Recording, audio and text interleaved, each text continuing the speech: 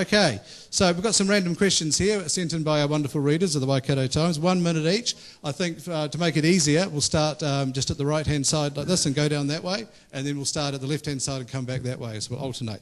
And the first one is, which Mr. Hennery will be answering first, what is the most important issue facing Hamilton? 1 minute, please.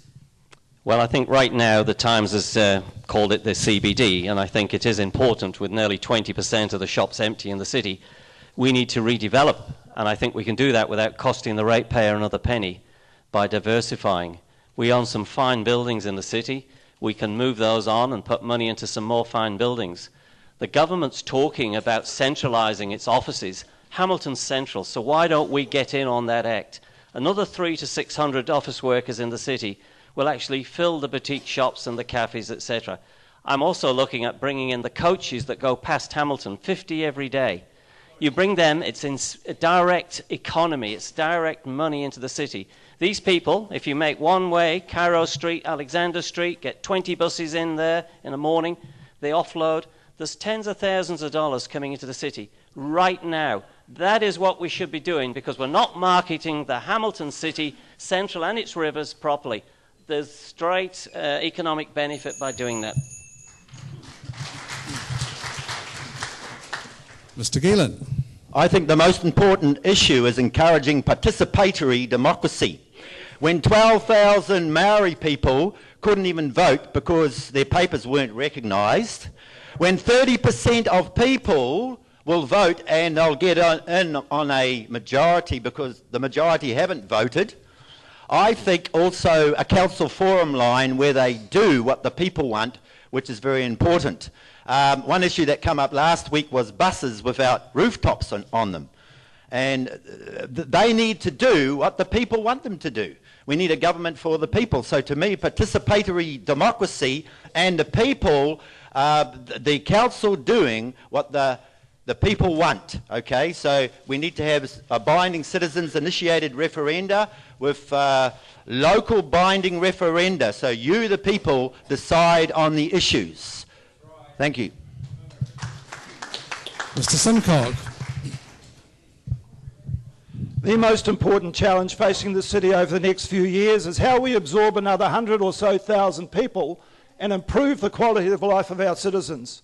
How we ensure that we in fact reverse the losses that we've had environmentally, how we enable people to travel around the community so that they still enjoy the easy access that we currently enjoy, so that the city in fact becomes a better place for us to live in rather than a deteriorating environment.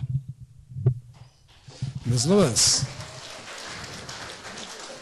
The biggest challenge this city has is reducing the debt we are in currently.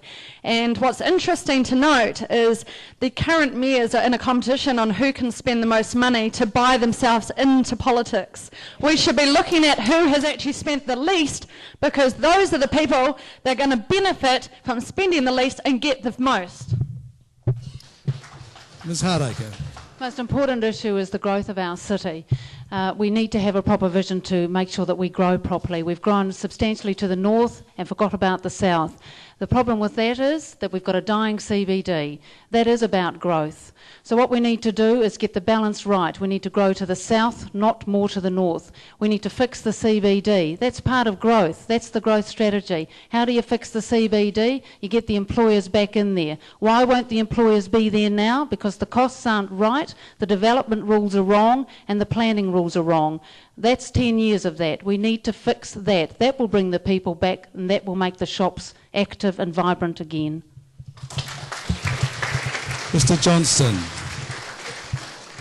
I don't want to see Hamilton forever growing outwards, sprawling like our cousin to the north, which is, having worked there for a great deal of time, it's a nightmare.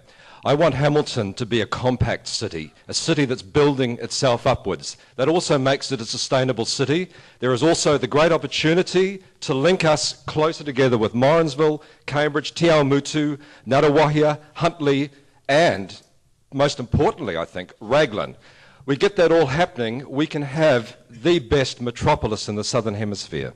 Stay on your feet, Mr. Johnston. We're going to come back this way. We've got another question for you. Do you support the V8s in Hamilton? Not really. I think it was a good try. I'm not against the idea. I just don't think Again, we've fallen into this trap, which has been a habit in this city of looking outwards for our answers, looking to other people to bring us our opportunities. I don't think it has been an opportunity that has worked particularly well. I think we could let it go up to the new racetrack a bit further up north. I think our opportunities remain within ourselves. Ms Hardacre. I don't support the continuation of the V8s in the city. Why? Because it's taken a lot of the city's money to prop it up. It's not the 8 million to set it up, it's the plus 10, 11 million that we've been feeding it over the last couple of years, plus the rest. It's not council's business to engage in high-risk events such as those. But I'll tell you this, I'm a lawyer, we've got a contract. I know how to read contracts. I'm going to look at that contract and see what we can do. I would like nothing better than the V8s to work for us, but it hasn't. And I will look at that, and I will look at it with a legal eye. Ms Lewis. Am I a motorsport fan? Yes. Do I agree with the Hamilton 400? What I disagree with is businesses that are trying to establish themselves and trying to run as a business, survive with 3 to 7 days closing. That is not called for. As a business owner myself, I wouldn't be happy if someone dictated to me I had to shut my own business because they were running and all they got was 2 to 3 lousy tickets when they own that property. I believe that there's established racetracks across New Zealand that we could be using. Yes, I do understand that it is a contract, but I believe that we could look at other ways of doing it in the future. Mr Simcoe. Yes, I absolutely support the V8s in the city, and I believe that they have brought significant benefits to the city. And again, it's a very good example of people's lack of understanding. You know, it's a shame that some candidates have to bring family and friends along to interrupt people speaking. I think just some level of manners may in fact be appropriate. It is absolutely clear that the V8s have brought benefits to the city, and if this gentleman had spent time on Friday night with the new sponsors of the V8s, he would have seen several hundred people from Frankton in fact supporting the event. So if he would sit down and listen, then he would find that that was well supported by the Frankton community.